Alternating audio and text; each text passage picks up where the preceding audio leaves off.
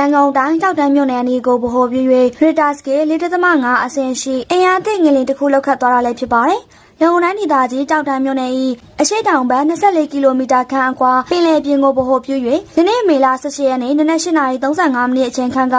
Richter Scale 4.5 အဆင့်ရှိအင်အားအသင့်တင်ရှိသောမြေငလျင်တစ်ခုလောက်ခတ်သွားကြောင်းAndroid ငလျင်သတိပေးစနစ်အရသိရှိရပါတယ်။အဆိုပါငလျင်လောက်ခတ်မှုကြောင့်ရန်ကုန်တိုင်းတွင်ရှိမြို့နယ်တချို့နဲ့ကက်လျက်တည်ရှိနေသောဖျားပုံပိုကလေးပဲခူးတထုံစတဲ့မြို့များတွင်လည်းမြေပြင်တုန်ခါမှုလိုင်းများကိုတတိတတာခန်းစားခဲ့ရကြောင်းဒေသခံများ၏ပြောပြချက်အရသိရပါတယ်။ငလျင်လောက်ခတ်မှုကြောင့်လူအဆောက်အအုံထိခိုက်ပျက်စီးမှုအခြေအနေအသေးစိတ်ကိုတော့ဆက်လက်စုံစမ်းစစ်ဆေးနေလျက်ရှိပါတယ်။ရန်ကုန်တွင်ငလျင်လောက်ခတ်မှုအလွန်သိသာပြီးအထက်နှင့်တိုက်တာများရိမ့်ထို့ငလျင်ပြင်းအား 4.5 အဆင့်ရှိဟုကနဦးသတင်းများအရသိရှိရပါသည်။ရန်ကုန်မြို့တွင်ယနေ့နနက်8:35မိနစ်အချိန်ငလျင်လောက်ခတ်မှုအလွန်သိသာပြီးအထက်နှင့်တိုက်တာများရိမ့်ထို့သွားကြောင်း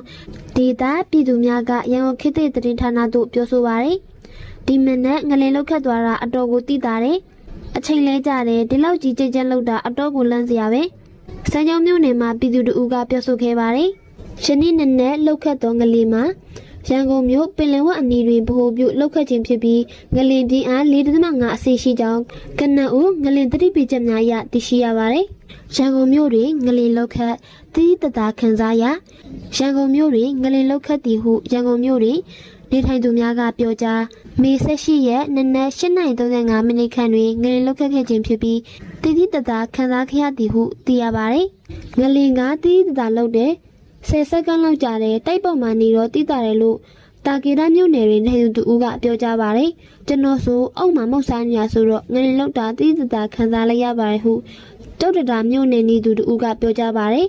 ငလျင်လောက်ခတ်တီကိုရုံတိုင်းဆိုင်တွေရှိတာကေတာမြောက်တကုံရှစ်တကုံရန်ကင်းတာမွေအစရှိသည့်မြို့နယ်အများစုတွင်လည်းတိတတာခံစားခဲ့ရသည်ဟုသိရပါတယ်ရန်ကုန်မှာအင်အားတိတာပြင်းတဲ့ငလျင်လောက်ခတ်ဒီကနေ့မနက်8:36မိနစ်ကရန်ကုန်မြို့ကမြို့နယ်အများစုမှာအင်အားတိတာတဲ့ငလျင်ချို့လောက်ခတ်သွားတယ်လို့မြို့ကန်တွေက BBC ကိုပြောလာပါတယ်။တာကေတာတင်ငန်းကျိုးနဲ့ကမာရွတ်ကြီးမနိုင်ရွှေပြည်သာတို့အပြင်တခြားမြို့နယ်တွေမှာပါတိတိတတာလောက်ခတ်ခဲ့တာလို့ဆိုပါတယ်။အရန်ကျန်းနဲ့လူတွေအော်ပြီးပြေးကြတာလောက်တာကြတယ်ရက်တော့မလားနဲ့မရက်ဘူးအနည်းဆုံး10မိနစ်ခွဲလောက်သွားတာအိမ်နေတော့နိုးပြီးပြရတာအောက်ရောက်တဲ့အထိလှုပ်တုံးလို့တာကေရမြို့နယ်မှာနေထိုင်သူတူကပြောပါတယ်။နောက်ထပ်ရန်ကုန်မြို့ကန်တူကလည်းတော်တော်ပြင်းနေတိတာတဲ့ဇပွဲတွေကွန်ပျူတာပါလှုပ်တာလူတွေပါရိုင်းကုန်တယ်။အကုန်ပြေးစင်ကြတာလို့ရန်ကုန်မြို့လေကကုမ္ပဏီဝန်ထမ်းတူကပြောပါတယ်။ငလျင်ပြင်းအဖော်ပြတဲ့ software တွေမှာတော့ရန်ကုန်မှာအနည်းဆုံး3ချိန်ခန့်လုပ်ပြီးပြင်းအား 5.3 မဂနီကျူထိရှိခဲ့တယ်လို့ဖော်ပြပါတယ်။